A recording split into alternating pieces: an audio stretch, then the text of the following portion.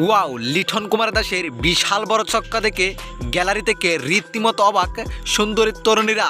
দর্শক, আজ শ্রীলঙ্কার বিপক্ষে কঠিন সমীকরণের ম্যাচে মাঠে নেমেছে বাংলাদেশ দল। কেননা এই ম্যাচটি হেরে গেলেই সিরিজটিও হেরে যাবে বাংলাদেশ দল। আর যদি জিতে যায় তাহলে সিরিজ সমতরণে ফিরে আসবে বাংলাদেশ দল। এমন সমীকরণে এদিন প্রথমে টসে জিতে ফিল্ডিংয়ের সিদ্ধান্ত নিয়েছিল বাংলাদেশ দলের অধিনায়ক নাজমুল হোসেন শান্ত, যেখানে প্রথমে ফিল্ডিংয়ে নেমে দুর্দান্ত বোলিংই করেছিলেন। কেননা প্রথম ওভারে শরীফুল ইসলাম 0 রান দিয়েছিলেন, পরে দ্বিতীয় ওভারে দুর্দান্ত একটি উইকেট তুলে নিয়েছিলেন তাসকিন আহমেদ।